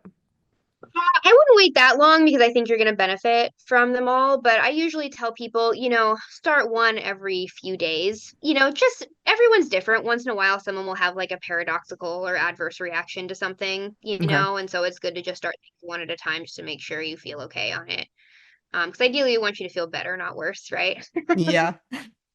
Yeah. Perfect. That sounds great. What foods are really high in B besides like red meat? Yeah. Well, so definitely we want to get you digesting your meat better, right? So that's part of like the digestive support. And we also want to replenish the bacteria that is going to be absorbing and synthesizing more B vitamins. Hmm. And so that's going to be more like probiotic foods. And then also we want to repair your gut lining, right? Because our gut lining is what actually has the tissues that absorb the nutrients for us. So that's going to be a whole dietary intervention. And, the dietary intervention that I usually recommend is for these kinds of issues is a version of the GAPS protocol, which stands for Gut and Psychology Syndrome. This is a really powerful protocol that is designed to rebalance the bacteria in your gut and seal the lining of the gut, seal any leaky gut that might be going on, in a way that is also going to help regenerate your nervous tissue and brain tissue. So it's really acknowledging this gut brain axis, right? Of like brain nervous system symptoms and gut digestive symptoms are all connected, right? And we can actually address them all together, starting with the gut, but then working out. So it can be an intense protocol depending on which stage of the diet that you start at, but it's not something you have to do for life, right? That's what's Hmm. beautiful about it. It's designed to be a reparative diet that you do strictly for a period of time and then expand your diet from there. And generally, people tolerate more foods if they go through this. Okay. for a period of time. You can expand your diet without your symptoms coming back, which is why I find it so powerful, is it doesn't have to be like a lifelong thing. Um, Now, you are eating such a clean diet already, like your all you submitted to me. Um, so I know that Yeah. uh, I know that this is actually going to be really easy for you, is what I'm trying to say. Like it's not going to be a big shift, right? Yeah. Like you're going to eliminate and refine a few things, and be able to do a really therapeutic protocol. It's Okay. still going to be really powerful because, man, the devils are in the details. Sometimes just making a couple of really strategic, like, really make a huge difference. But I just want to acknowledge for listeners out there that, like, this is a harder shift maybe for people who are eating a little bit of a heavier processed food diet, or Hmm. things like that. So it's not something that I would recommend if someone has more, if people are still working on implementing just like a whole foods based diet, or even like a paleo kind of grain free diet or things like that. If people are far away from that, you don't just want to like jump straight in to this kind of protocol that I'm talking about. You probably want to work with a practitioner, like ease into it, go be gentle on your body. But Right. for you, I think you can jump right into it because you're pretty close to it anyway. Okay. Yeah. And for context as well, for anyone listening, um, I do generally just eat a pretty clean diet. Like I don't eat many processed Yeah. foods. I definitely don't eat any sort of fast foods. My sugar intake's relatively low. Um, I did have a glorious time eating really great gluten sourdough loaves and stuff over the last couple of years once I Yeah. reintroduced it. But once I got that out of my system, for the most part, I am sort of just like a chicken and veg and eggs and veg and lettuce and fish and that Yep. kind of stuff kind of girl. Totally. Um, I did start experimenting with more of like a ketogenic diet last Mhm. August and did start to feel better than when I was eating grains and breads and stuff. My cheeks were a little bit less red. Like I did start feeling a little bit high, like higher energy. So I feel very encouraged by that as well. And so that mostly just meant I cut out bread, grain, sugars, Yeah. carbohydrates, those kind of things. I fell off of that around December and the Yeah. holidays That's the and time too. Yep. good Lord. Yep. Yeah, all of that. Um, and had my little rebellion as well before this call, which she's going to be recovering from. But yeah, I am looking forward to trying the Yeah. gaps because what I experienced going through the keto and for anyone else sort of walking their own path through this, trying to do some deeper healing, is that eventually I just found myself asking like, okay, but what next? Like how long do I need to do this? And what should I be looking for when I'm like adding in a new food to see if that is okay for my body or not? Like it's hard to tell sometimes Yep. when your symptoms aren't going from really, really extreme and then coming back down, what's working and how to know if it's working. So Yep. those were kind of my biggest questions as well from sitting down to talk to you Totally. today. Yeah, and I really try to distill it down for people so they know exactly where to go with things. So the official GAPS diet is in 7 stages. Okay. I find that that's a little hard for people to keep track of. So I've distilled it into 4 stages, that what I use. And we, start with stage 1, and usually people do stage 1 for about 4 weeks. That's usually what I recommend, about a month, and then you start adding things in the stages. And then once you're at stage 4, if you're feeling like that's working well for you, then you can transition off the diet. So usually people take 1 to 2 years to go through those 4 stages. Definitely there's people who go through it faster, and there's definitely people who go through it slower. So it all depends on, like you're saying, how are your symptoms doing, as you're expanding things. Mm-hmm. Okay. So you start with stage one and you're on it for about 4 weeks, and then you go into stage two and you kind of just wait and see how you feel. Do people ever Yep. like Yep. take a You just kind of step add one into thing at a stage time. three, but then they're like, that doesn't feel good, and they go back? Okay. Totally. So it's really like Totally. Yeah, trial that's and exactly how we error. do it. Yeah. Okay. Mm-hmm. Mm-hmm. Yeah, so I'll send you all the details of the diet, but just briefly for the listeners, it's a diet based on healing soups. And it's basically taking our great grandmother's wisdom. It's always fun when I get a client who's like, Russian or, Romanian or something like that. And they're like, oh, this is just what my great grandma eats, you know? This is from my baba. Um, Yeah. yeah, exactly. Um, so yeah, it's based on these very healing soups, and that's how we're going to get the collagen. Unfortunately, collagen supplements are not all they're cracked up to be. They often are a bit of a scam, unfortunately. And so really the way we want to get collagen in is naturally through making broths naturally through those more traditional cuts of Mhm. meat.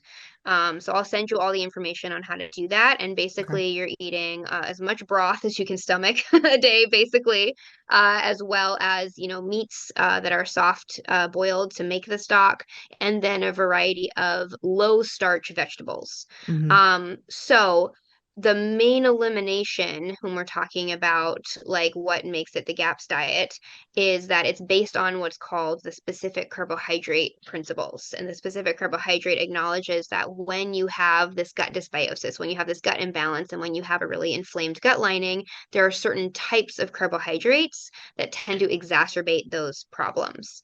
And these are really our long chain carbohydrates, also known as like polysaccharides or starch and sucrose. Lactose is actually in there as well. So it's not necessarily a dairy-free diet, but it is a lactose-free diet. Okay. So it's all these longer chain sugars that tend to feed that bacterial overgrowth and irritate the gut lining. So the idea is if we cut that out for a period of time, really let that gut lining seal, really let those bacteria rebalance, we're basically giving you a brand new gut lining to work with that I you need can to, like yeah, expand your diet. the full Yeah. re-interior design of my system, Yes. please. Yeah. Yes, Cool. exactly. So it is a little bit different from something like AIP, which still allows things like cassava flour and sweet potato, or paleo. People often eat like potatoes and sometimes even beans or things like that on that kind of diet. Those can be very anti-inflammatory healing diets for people, but when we're dealing with these deeper issues, it might not be enough. So that's when we Okay. go to something like GAPS. What kind of veggies are common in this soup? So you've got bone broth, which I have a question or two about. Um, the cooked and kind of stewed meats, and then Yep. what are these veggies that people typically start off Yeah. with? So it depends on people's tolerance for the veggies. Some people do it very light in veggies. Some people do this totally carnivore. If you have a really compromised digestion, you can just do this completely just with meats. But other people do really well keeping the fiber in their diet, especially sometimes people prone to constipation need a little more fiber in their diet and things like that. And there's a lot of great nutrients in vegetables, so we never cut them out unless we have to. But it's going to be primarily the lower toxin, easier to digest vegetables. So a lot of the cruciferous vegetables, a lot of the kind of allium vegetables, so like onion, garlic, leek. It's also going to be some of the like really liver supportive foods, so like fennel, beets, radish, right? Stuff like this. So there's a curated list that I'll send you, Cool. but yeah, you want to think like veggie section, just like not including the starchy veggies, and generally not including like the nightshade veggies either. So like peppers, tomatoes, we usually leave that at first because those have those solanine compounds in them, which tend to be a little irritating for our gut and Hmm. nervous system when we're trying to heal. Okay. She's going on a reset, the little Tommy. Yep, She's going on a soup yep. vacation. So I would recommend we definitely want to start this out for you, probably just with the poultry and seafood, since that's what you know that you tolerate. We don't want to just throw a bunch of red meat at you, until your digestion's more healed and you're feeling like open to Yeah. that. Yeah. But what I would recommend is chicken liver. Okay. So you asked like what is high in B vitamins, what's gonna be highest in B vitamins to replenish that, for that what you're eating, How and does like chicken one and seafood. consume chicken liver? Yeah. So my favorite way is to make a pate.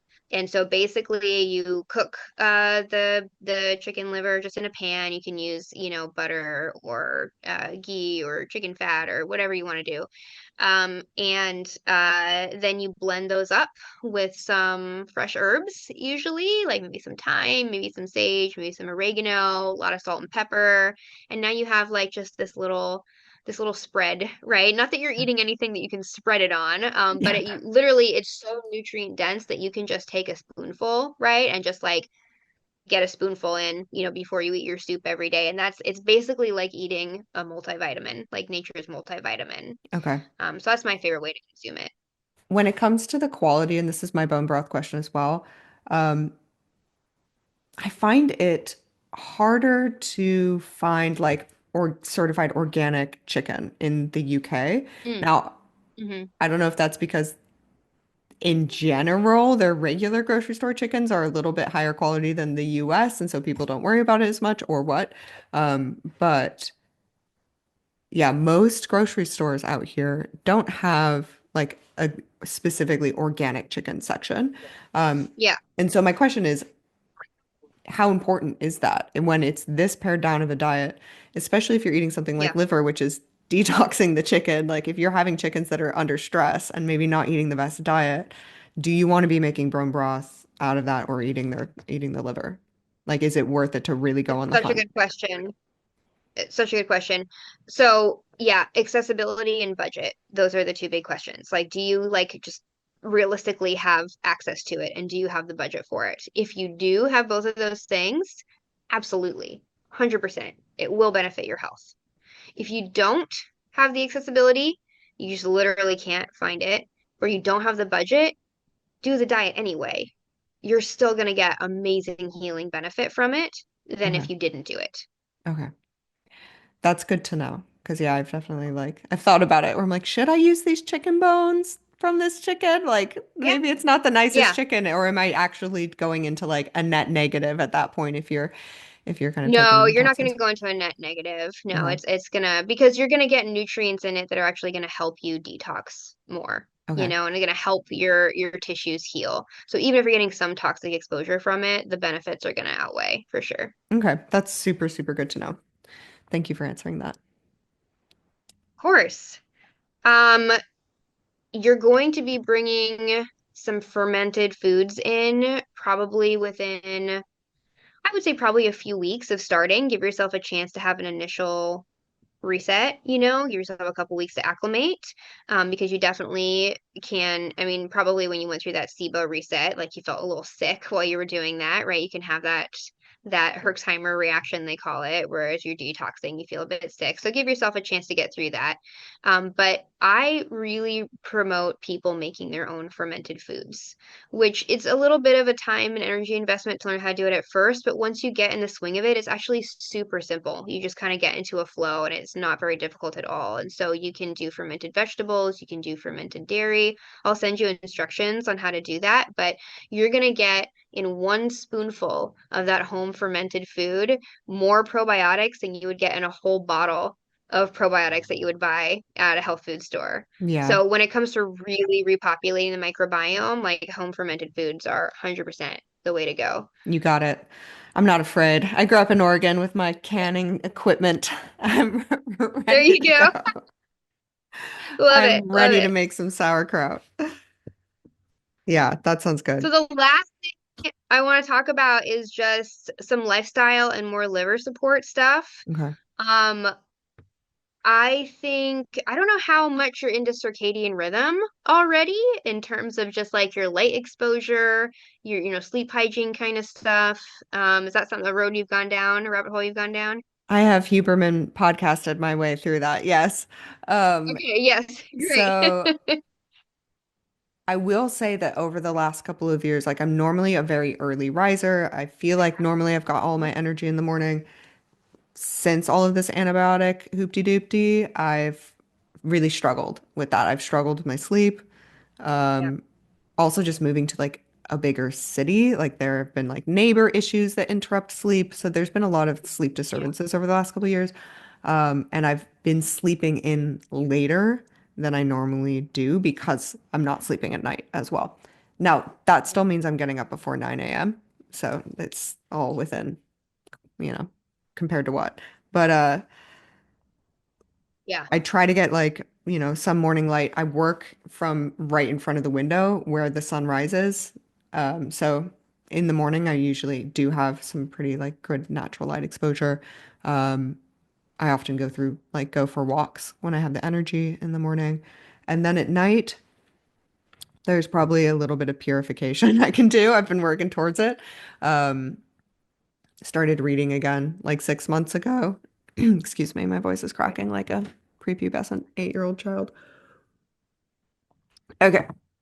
I started reading at night to try to like eliminate um, tech use because that can be Yeah. hard, especially like I'm on tech all day long with my job. And then, yeah, it's like doesn't feel good to just go from the computer to Netflix. So, um, doing a bit of that, like keeping the lights low, reading before bed, trying to just do some like nervous system regulation stuff. Um, use like a magnesium lotion some nights if I feel like I need it, or like chamomile tea. But that's probably the extent of it. Yeah. Yeah. No, that's good. That's a great starting place. And you really summarize it. I mean, it's just our entire 24-hour clock is regulated by our exposure to light and dark. And when we're indoors all the time and in front of screens, we're getting a weird combination of light compared to like our ancestral history. And so it disrupts all of our hormones that allow us to sleep. Now, some of your sleep issues might be more toxin load, mitochondrial issues, which we're addressing to the other things. But I always just like to make sure, like, definitely getting that walk. Unfortunately, through glass, we're not getting the infrared light that is the reset to our circadian system. So we do want to be outside without glasses, ideally in the morning.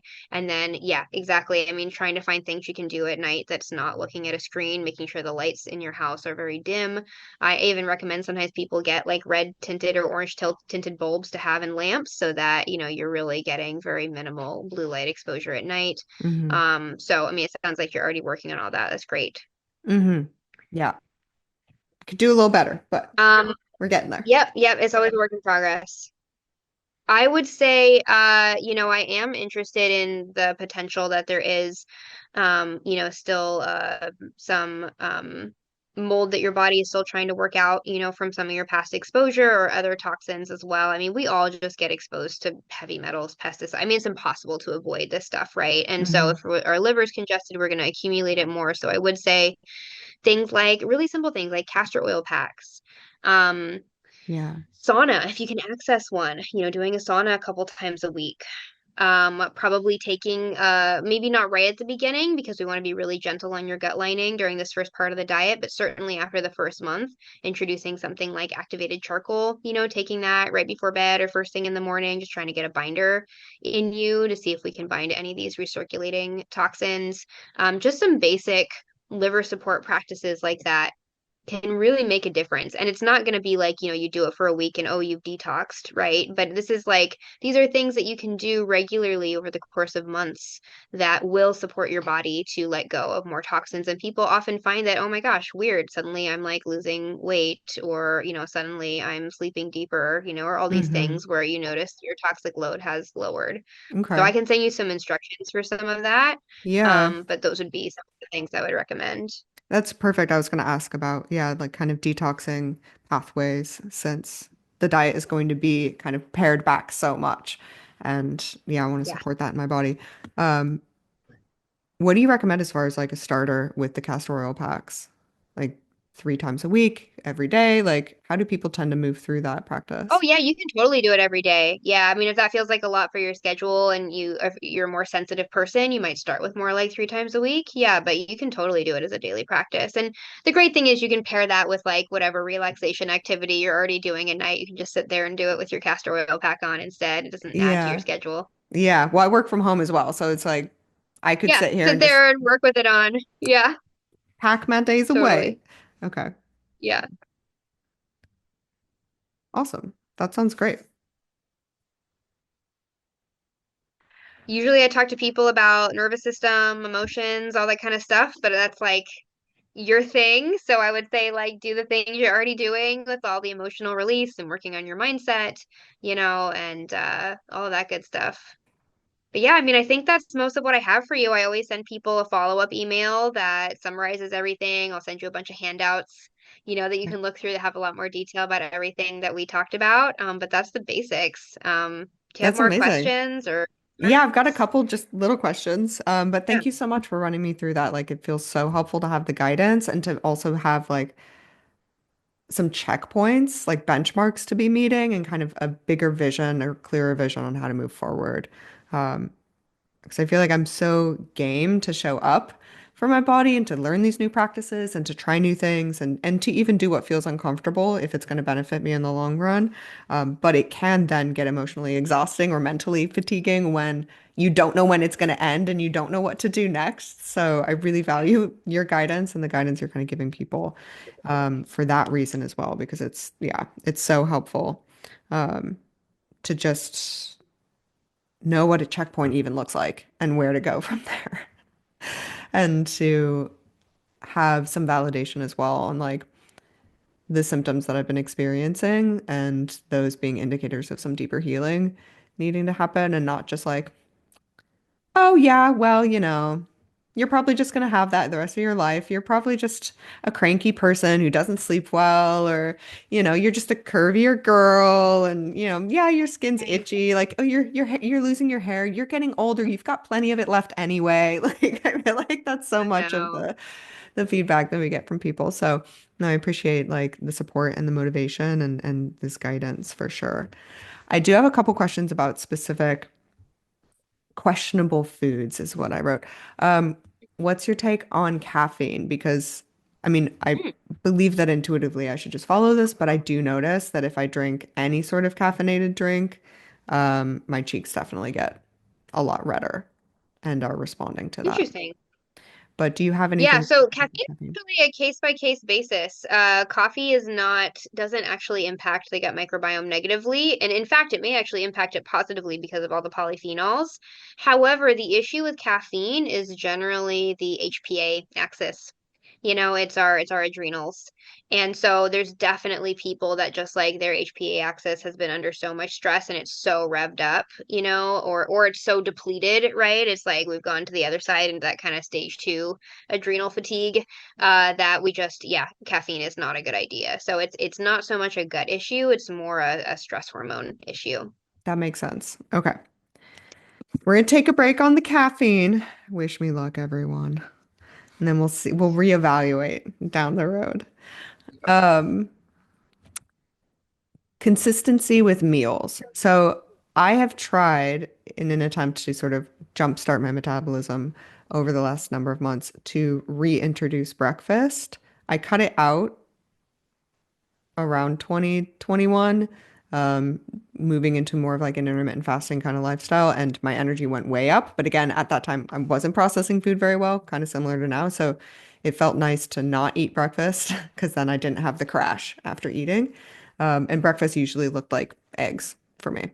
Um, but I tried reintroducing it recently, and I feel like I want to gag when I'm eating breakfast. Like, no part of me wants to eat it. How important is it to eat regularly throughout the day when you're rebuilding your tummy? It's not important, actually. Okay. So the issue is that sometimes intermittent fasting, especially for women, can exacerbate those HPA axis issues, right? When we don't have breakfast, it may trigger that kind of signal in our nervous system that's like food scarcity, right? Even if we mentally know food isn't scarce, it might, like on a very primal level, trigger that. And so some people do find that it's actually weirdly harder to lose weight when they skip breakfast, or their stress response is just higher all day, or they're not ovulating as obviously, or things like that, you know? Mm-hmm. So that can be the issue. But other people do really well with it. Okay. It gives us more time without food in our stomach, which means that our gut has more time to repair itself and regenerate. And so if you're in a state of just like serious regeneration that needs to happen, it might actually benefit that process. So Okay. I'm totally fine with you eating two bigger meals a day. I would just tell people, especially women, just like watch your hormones, make sure that you're not actually exacerbating some of that hormonal imbalance if you do that long term. Mm-hmm. Um, which takes me to my other question, which is just fasting in general. I have read the Fast Like a Girl book as far as like how to fast as a woman to support your hormones and rebalancing. Yeah. I went off of birth control as well in like July or August because I was like, if I'm going to do deeper gut healing, there's no point in being on birth control and having them counteract one Yeah. another. So I really am still working on getting all of those systems aligned hormonally and obviously in my microbiome and nervous system. Um, Yeah. but it sounds like fasting in general, whether it's 24-hour fasts or intermittent fasting or longer fasts, can still be beneficial to this attempt to heal the gut. Oh yeah. Okay. Absolutely. Absolutely. Yeah, no, fasting has some incredible benefits. I mean there it's a very medicinal state. The key is again like where is your nervous system state? What is your level of depletion? Is this the right time for you to be fasting? Is this strategic for your healing? And for a lot of people it is. For other people it would just overly stress an already stressed and depleted system. Hmm. So especially early on in this kind of diet, because it's such a restrictive protocol anyway, I usually don't recommend people combining it with longer fasts. But especially later on in your journey, if you want to do, a 24, 36, 48, even 72-hour fast here and there, like every couple of months, a couple Hmm. times a year, that can absolutely benefit your healing. Cool. That's great to know. Good to know.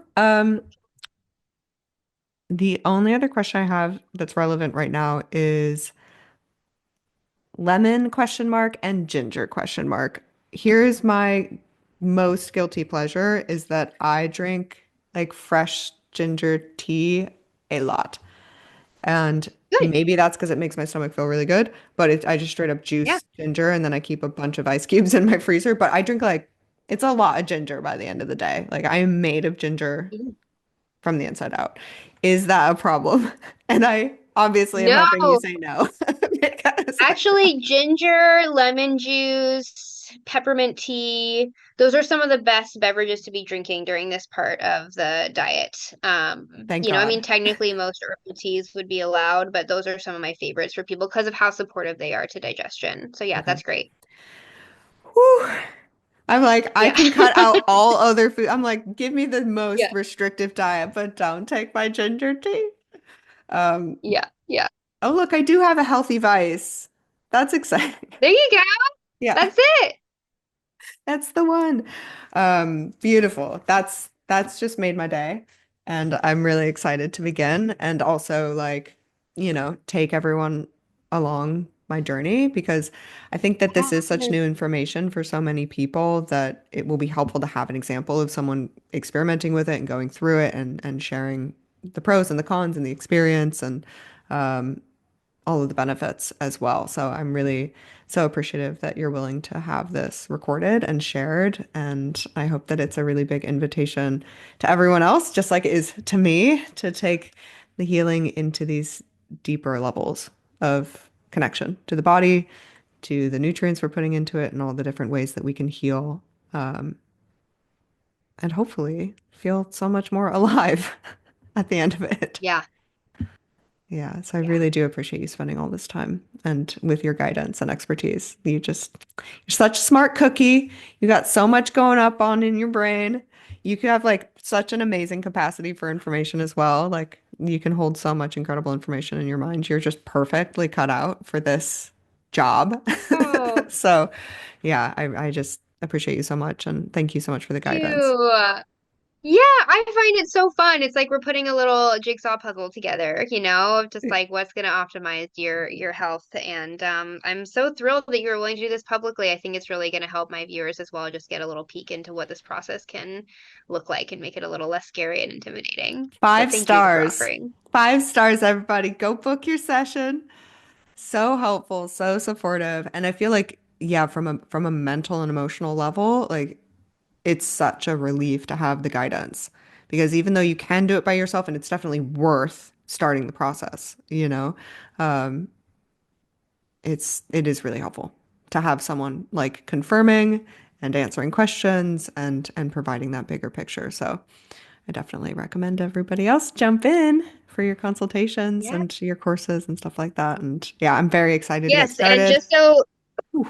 And just so people know for your viewers, if people do want to come and work with my team, I do tend to book out pretty far. And so I have a team of amazing clinicians as well that I've personally trained who usually have more openings on their schedule. And so I can make sure that you have the link to everyone's schedule. Everyone kind of has their little specialty and they're great folks to work with. So I definitely want to plug that as well, the folks on Yes, my you've team. got an incredible team of people that have gone through the journey a lot of the times with you as well, and so they know the power of this work.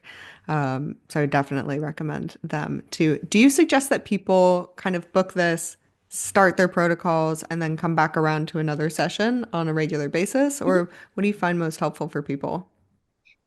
Totally depends on the person. I mean, we do sessions, just one-time sessions with people, and like people just do it on their own and just like they recover and they just move on with their lives. So if you're a very independent person, you can do it that way. Other people do like to have, monthly check-ins or every other week check-ins or things like that. So that's absolutely an option too, and can just help you um, figure things out along the way. Perfect.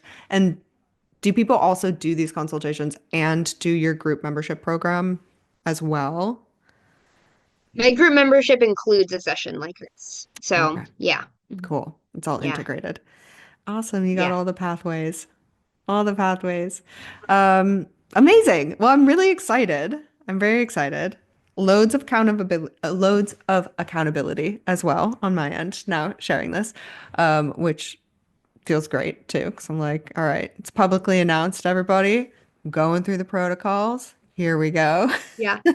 Yep, yep. Let you Everyone's know it watching. goes. Yep. Everybody's watching. Um, but yeah, no, I really, really appreciate it. Is there anything else that you want to share as far as people's working with you? All the links will be obviously connected to anywhere this audio or video is posted. Yeah.